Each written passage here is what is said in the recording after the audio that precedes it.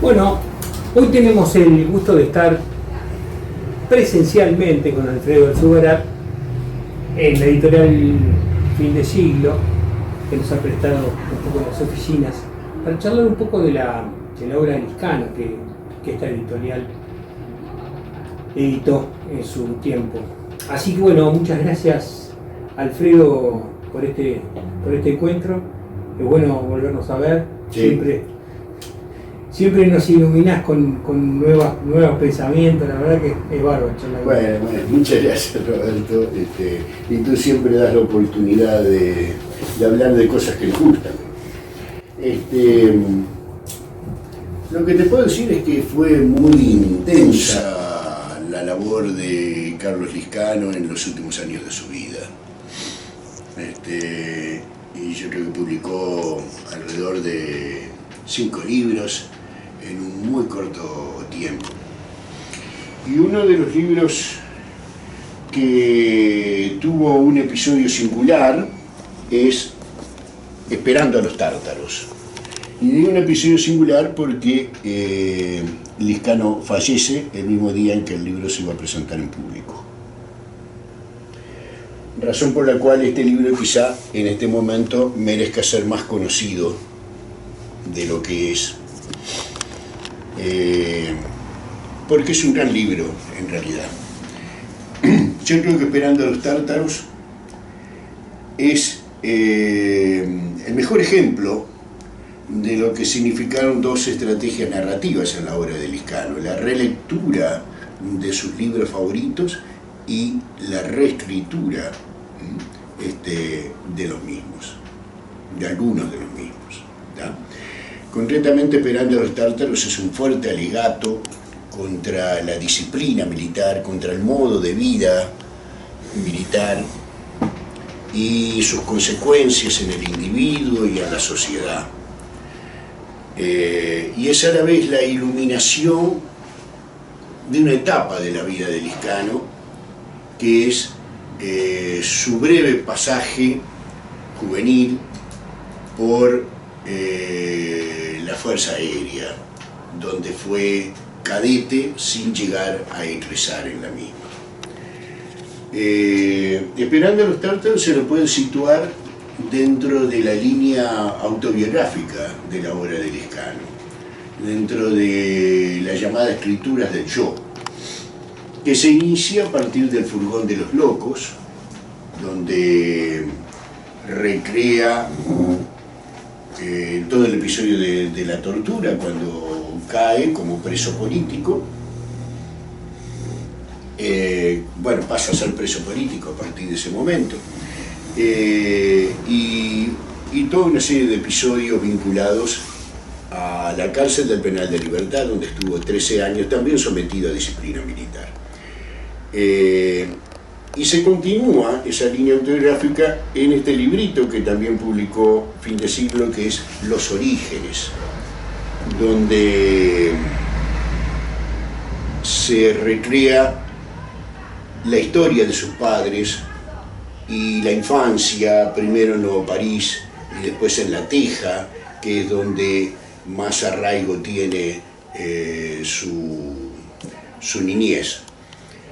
Y este libro termina justamente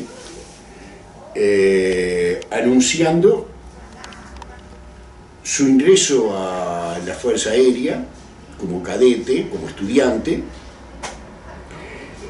y también un episodio final que es toda una venganza, ¿no? Porque él es expulsado de la Fuerza Aérea y cuando es nombrado viceministro de Cultura tiene la oportunidad de volver al mismo lugar donde estuvo para presenciar un evento, pero vuelve como viceministro, ¿no? Y bueno, por encima de algunos que estaban allí todavía y que habían sido compañeros de estudio, ¿no? Una especie de venganza personal. De esa manera terminan Los Orígenes.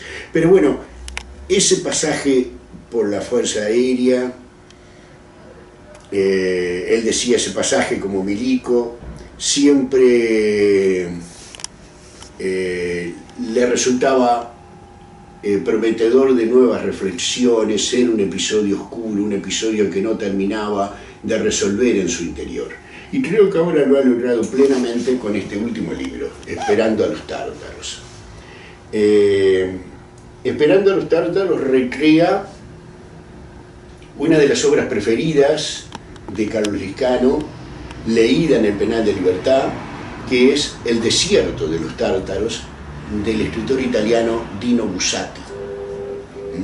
Un escritor que en los albores de la Segunda Guerra Mundial escribió una de esas novelas increíbles, donde lo kafkiano, la nada, parece ser el protagonista, ¿no? Es alguien que es enviado a una fortaleza en la frontera, donde no sucede nada, donde siempre se está esperando al enemigo, pero nunca aparece, y donde ese soldado cree que va a estar un tiempito y enseguida va a volver, porque eso debe ser un mundo de aburrimiento, un mundo absolutamente que no vale nada, pero ese mundo lo atrapa y se queda allí por décadas y se anula totalmente su personalidad, termina sometiéndose a esa nada que es lo que se le ofrece en definitiva. Ese era el libro de Dino Buzzati, un libro que no era de los más leídos en el Penal de Libertad, quizás porque poca gente sabía quién era el autor, pero que encaja dentro de las preferencias de Liscano, justamente por ese carácter kafkiano, surrealista, por ese despegue de la realidad, que era la literatura que le interesaba, ¿verdad? Igual que la de Samuel Beckett, la de Kafka mismo, o más en Latinoamérica la de Borges, la de Macedonio Fernández, y bueno, la de Dino Buzzati encajaba perfectamente. Y tanto le atrajo este libro, que en sus comienzos como escritor, hacia el año 87, en Suecia escribe Memorias de la Guerra Reciente, de la que hoy, hasta hace poco, Liscano consideraba una novelita que intentó parecerse a esta otra, donde también había alguien que es reclutado a la fuerza de la noche a la mañana sin previo aviso y llevado a un cuartel en previsión a una guerra que está por estallar y que nunca estalla, y bueno, una situación similar, ¿verdad? Eso es Memorias de la Guerra Reciente, que fue publicado hace muchos años, pero evidentemente todavía eso no colmó la reflexión que podía aportarle a Liscano su pasaje por la Fuerza Aérea. Y más de 30 años después se ve necesitado de escribir esta otra, que es Esperando a los tártaros. Esperando a los tártaros, entonces, tiene 3 niveles. A ver si podemos dejarla más claro. En primer lugar, la recreación, la reescritura de la obra de Buzzati, de los fragmentos que a él le interesan. Un segundo nivel sería las reflexiones que eso arroja sobre su experiencia personal, sobre lo que él vivió allí en una base de la Fuerza Aérea Uruguaya. Y en tercer nivel, trascendiendo ya lo personal, las consecuencias que puede tener sobre la sociedad en conjunto la disciplina militar. Una disciplina que, según esta obra, deshumaniza al individuo, lo transforma en un objeto hecho solo para obedecer, que no debe razonar, que debe eliminar toda ambición personal, que es embrutecido, en definitiva, y conducido muchas veces a realizar cosas contra su voluntad y absolutamente absurdas, que no se sabe qué sentido tienen. tanto en Esperando a los Tártaros como en Memoria de la Guerra Reciente hay un episodio, se repite un episodio. Es el episodio en que al personaje lo mandan a vigilar una roca. Es un episodio que le sucedió a Carlos Liscano. Él me lo confesó, es absolutamente autobiográfico. Lo mandan a vigilar una roca durante la noche entera con el fusil, a la espera de que pueda suceder algo, ¿no? En ese juego de la guerra que le gusta hacer a los militares. Y ahí hay que pasar la noche entera, ¿no? Y comerse las heladas, y todo, ¿no? Y hay un episodio singular porque de tanto estar allí, una noche aparece una vaca. Aparece una vaca, entonces es toda una fiesta porque... Y apareció el enemigo al final. Al fin sucede algo. Entonces se acerca a la vaca que está enredada, y trata de desenredarla de alguna manera para que el animal pueda moverse con libertad, pero resulta que en esas la vaca queda enganchada con el fusil y sale corriendo, le lleva el fusil. Perder un fusil es lo peor que puede pasar estando de guardia. Claro. Él corre detrás de la vaca como desesperado. Y al final consigue recuperar ese fusil todo embarrado. Algo terrible también, ¿no? Que se ensucie el arma. Y bueno, tiene que ir como puede, en secreto, sin que nadie lo vea, ir a los baños y lavar el fusil, en fin, para volver a estar allí, ¿no? Firme, como si nada hubiera sucedido. Bueno, es increíble, ese episodio cómico da la idea además de lo absurdo de la vida militar. Y bueno, el embrutecimiento a que te lleva, ¿no? Y entonces en el tercer nivel es posible hacer reflexiones, te decía hoy, más válida para todos, más interesante, ¿no? Porque, por ejemplo, de alguna manera Liscano llega a través de este tipo de episodios y comentando la disciplina militar a las raíces, a las condiciones que se pueden generar para que alguien pueda convertirse en torturador. Mirá. Claro. De alguna manera la vida militar te genera condiciones para eso. Por supuesto, no para cualquiera, pero digamos que hay una base para que si alguien quiere tomar ese camino, lo lleve adelante. Creo que no hay el interés de pensar que todo militar sea así, ¿no? Hay otros militares que deben haber asumido la disciplina y la vida militar de una manera más positiva, pienso yo, ¿no? Estoy pensando, qué sé yo, en Sereñe, por ejemplo. Pero también, si lo querés agarrar a la inversa, podés convertirte en un monstruo. Y también está el relacionamiento entre militares y civiles. Otra reflexión que me pareció muy interesante.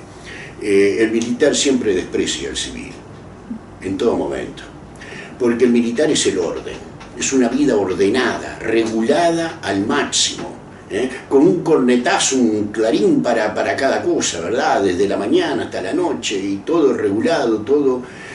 Y el civil es una libertad que ellos entienden como libertinaje, el civil vive en el caos. Entonces, el militar, si tiene oportunidad, va a tratar de ordenar la vida del civil, va a imponer su orden, de manera que, de alguna manera, Liscano llega a la conclusión de que la sola existencia de las Fuerzas Armadas es una amenaza para la sociedad, un peligro latente.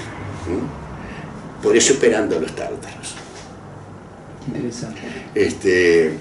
Eso es lo que, por lo menos a mí me ha dejado este libro, que yo creo que es magnífico. Sigo pensando que es el mejor ejemplo de relectura de una de sus obras favoritas y de reescritura por las consecuencias, por las reflexiones a que da lugar. Vos tuviste el honor de que te anunciara de este libro y tuviste una pequeña participación ahí.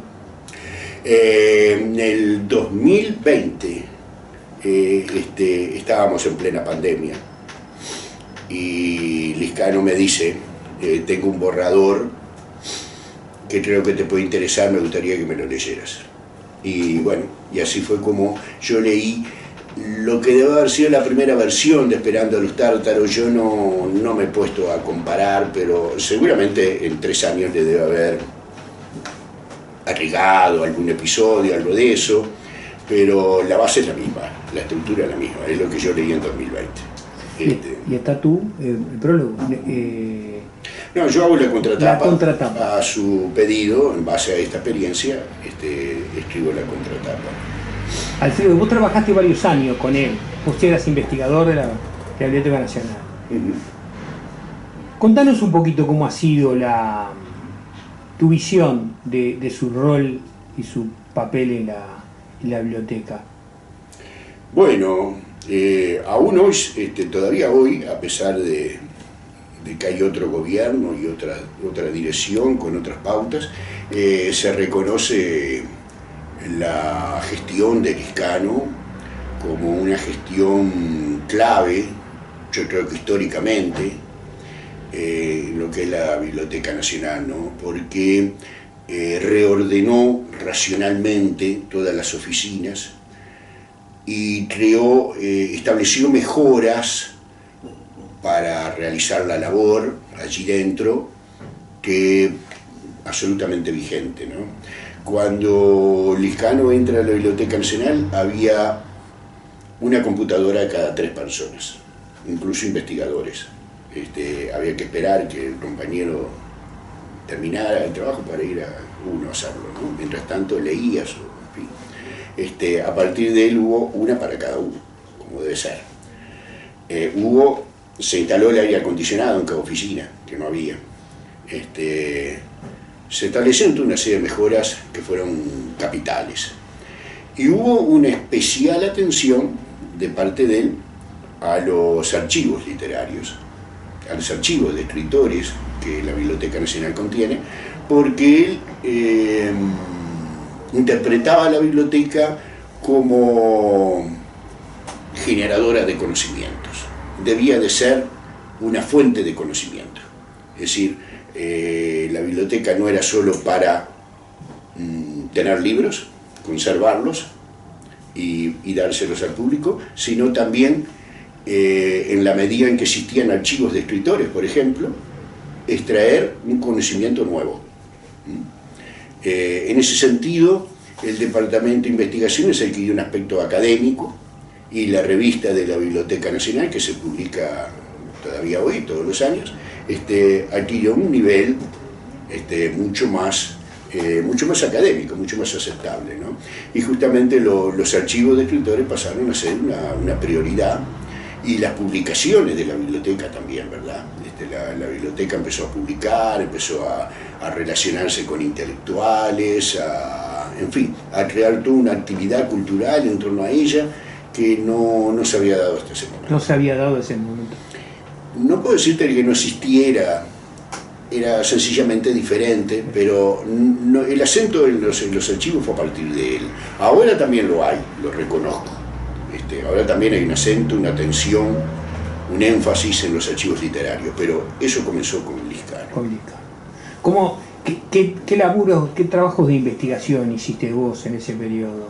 Bueno, yo trabajé con el archivo gigantesco de José Pedro Díaz y un poco también con el de su esposa Amanda Berenguer, que ingresó a la biblioteca justo cuando asume Liscano. Después también me dediqué un poco a la historia misma de la biblioteca, a distintos episodios, como el de algún episodio desconocido, como el de la Biblioteca China, por ejemplo, que había estado allí albergada durante 40 años y que nadie sabía siquiera cómo había venido ni cómo se fue, en fin, toda la historia de eso. Y que tuvo en secreto en los sótanos, ¿dónde estuvo? Exacto, sí, unos 15 años en secreto en el sótano. Llegó en el 51 y se le inauguró oficialmente en el 66. Bueno, todo eso todo eso daba lugar a publicaciones, ¿no? Y a presentaciones públicas con historiadores. Se publicó también, mi interés por la literatura surgida en las cárceles, que abarca la obra de Liscano, también hay que mencionarlo, también se vio reflejada allí en ese pasaje por la biblioteca, porque tuve oportunidad de hablar sobre la biblioteca del Penal de Libertad, esa biblioteca que también conoció Liscano, y publicamos el catálogo de la biblioteca del Penal de Libertad. Lo recuperamos como documento histórico y lo publicamos. Todo eso es más o menos lo que sucedió en su gestión. Hay muchas más cosas seguramente, y realmente es una etapa que no se puede ignorar. Y en el trato personal, ¿cómo era el trato personal? Yo en la cárcel no tuve ningún trato con él. De afuera de la militancia no lo conocía, militábamos, aunque en la misma organización, en sectores muy diferentes. Y en la cárcel misma no tuve ningún trato con él, porque él estuvo todo el tiempo en el segundo piso, que era el piso donde iba la gente más pesada, más peligrosa, la que tenía condenas por más años, y era casi inaccesible para el resto de los presos. Recuerdo, sí, creo que la primera imagen que tengo de él es de verlo ir rumbo a la sala de disciplina con un colchón al hombro, indudablemente sancionado, castigado, quién sabe para estar cuánto tiempo en la sala de disciplina, ¿no? Lo que se llamaba la isla. Estuvo muchas veces. Fue un preso en parte perseguido justamente por haber pasado por la Fuerza Aérea. Había sido un milico y era considerado un traidor. O sea que debió tener un hostigamiento muy grande en la cárcel. Y yo la primera imagen que tengo es esa, porque lo veo pasar muy flaco, y entonces mi compañero de celda me dice: ese es fulano. Eso me quedó en la mente, quizá por todo lo que iba a suceder después. Y bueno, es interesante el episodio, porque en la isla, en la sala de disciplina, es que él imagina mentalmente su primera obra, ¿no? Que es La mansión del tirano. Un lugar donde no tenés absolutamente nada para hacer, como es la sala de disciplina. Nada, absolutamente nada. Estás vos solo con tus pensamientos. Las 24 horas. Y bueno, allí elucubró una novela que se llama La mansión del tirano, que en cuanto pudo volver a la celda de él, escribió de manera clandestina, ¿no? Y de memoria. Pero bueno, todo eso yo lo supe después, ¿no? A Liscano yo lo conocí personalmente, mi trato personal con él es después que él retorna de Suecia, o sea, ya tardíamente, es el año 95. Ahí resultó que llegó a mis manos La ciudad de todos los vientos. Yo estaba escribiendo en Cuadernos de Marcha y me piden que la comente, yo lo hago, él se entera y ahí empezamos a conocernos. Y yo justamente estaba en esa época buscando material para mi libro Trincheras de papel sobre la literatura carcelaria, y bueno, Liscano me ayudó muchísimo en ese sentido, ¿no?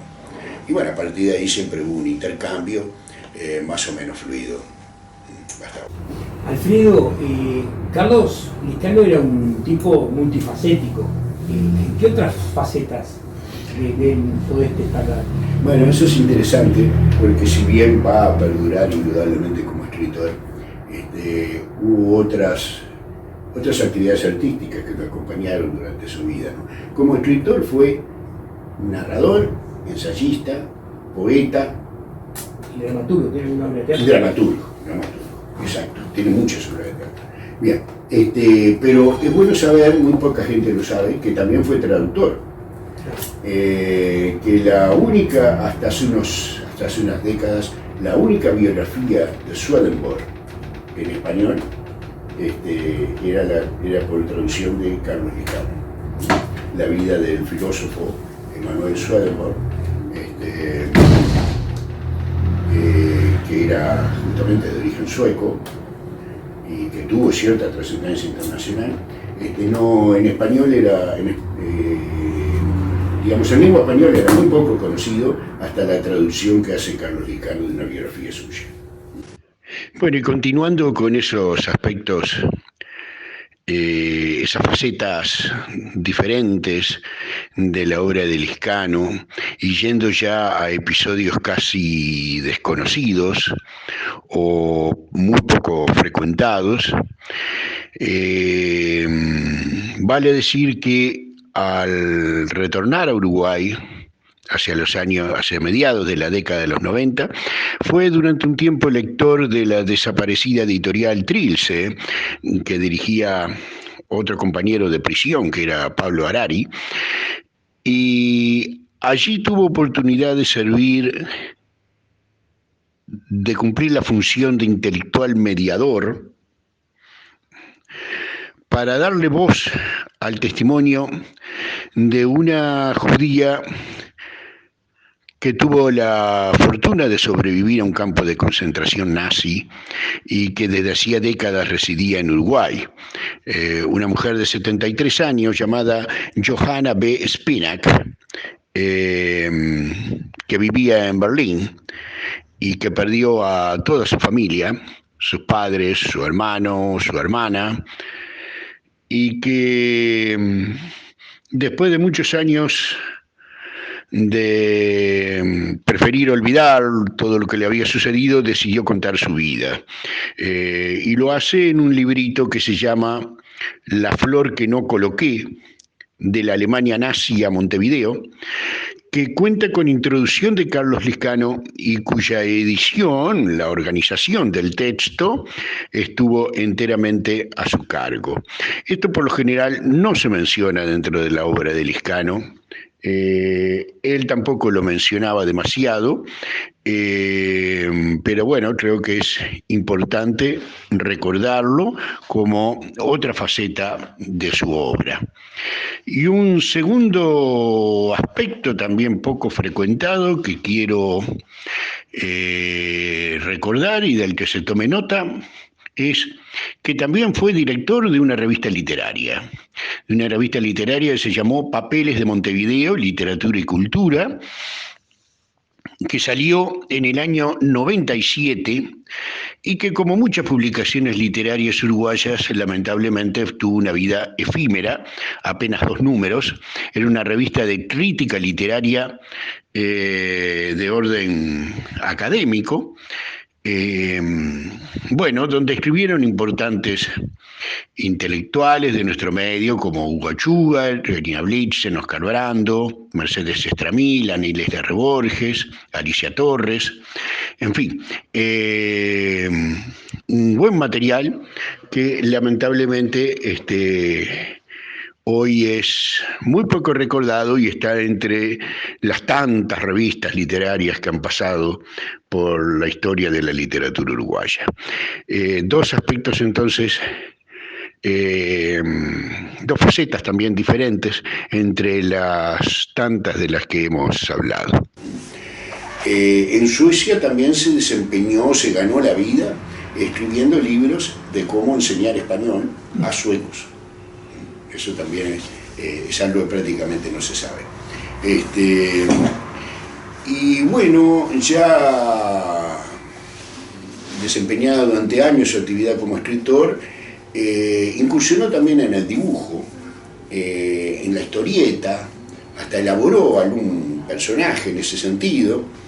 Y bueno, lo del dibujo de manera muy peculiar, incluso estos macaquitos muchas veces fueron llevados a alambre y madera, es decir, van más allá del dibujo. Realizó una exposición aquí en la sede de la Embajada de Francia, hace pocos años, de todos sus dibujos y esculturas similares. Le llamo escultura, no sé exactamente el nombre que se le puede dar. Y bueno, en estos últimos años de labor intensa y ya cuando la enfermedad lo marcaba para el final, entre las cosas que realiza yo diría que trabajando frenéticamente, con un esfuerzo inmenso durante todos los días, realiza también toda serie de dibujos de este tipo y realiza esta pequeña obrita hecha exclusivamente para sus más allegados, para la gente que más admiraba o lo admiraban a él, más querida digamos, que no es comercial, que él regaló un ejemplar a cada una de esas personas, las juntó en una reunión un mes antes de morir, y a cada una le regaló este librito que se llama 74 Cuerpo Enfermo, 74 por los años de vida, cuerpo enfermo, porque ya el cáncer de pulmón avanzaba seriamente, ¿no? Y hay una dedicatoria a cada uno en particular. ¿Qué dice la tuya? La mía dice, para Alfredo Zuberá, festejando cuerpo enfermo. Abrazo, Carlos, 2023. Festejando está entre comillas, ¿no? Y bueno, son reflexiones finales. Este frenesí era como sacarle la última gota, sí, a la vida. Sí, creo que sí, y lo que lo dejaba, digamos, conforme a él, ¿no? Creo que le permitía no pensar en la enfermedad, es una instancia muy dura todo eso, ¿no? Y bueno, y a la vez decir todo lo más que pudiera antes de irse, ¿no? ¿Este libro fue la última vez que lo viste, cuando entregó este libro? En la última vez. En vida sí, y estaba bien, estaba muy bien. Muy cordial, muy amable con todos. De haber reunido unas 30 personas en su casa.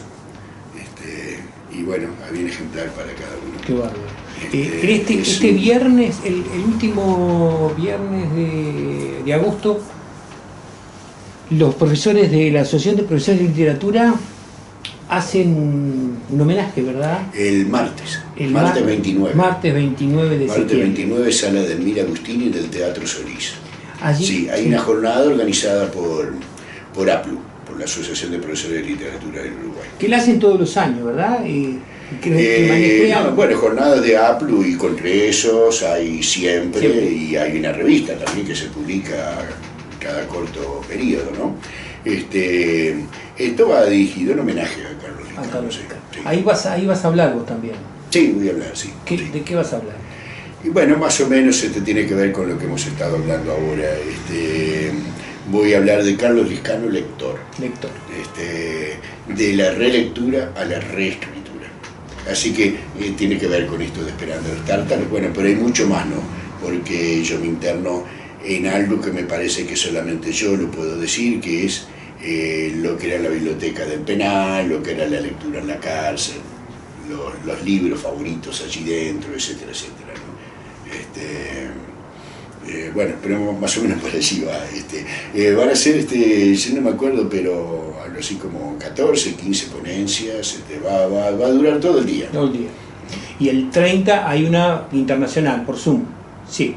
Al día siguiente hay una internacional por Zoom, es verdad, sí, es verdad. Bueno, Alfredo, muchísimas gracias por este encuentro.